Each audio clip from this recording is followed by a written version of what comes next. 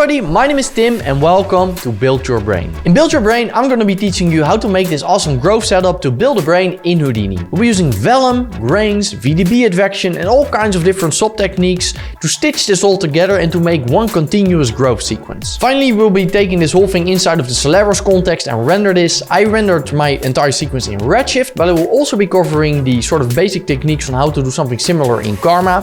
And after we render the entire sequence, we're going to be compositing this in Fusion. Sign up today if you want to join the live sessions, or you can just watch it on demand later. See you there.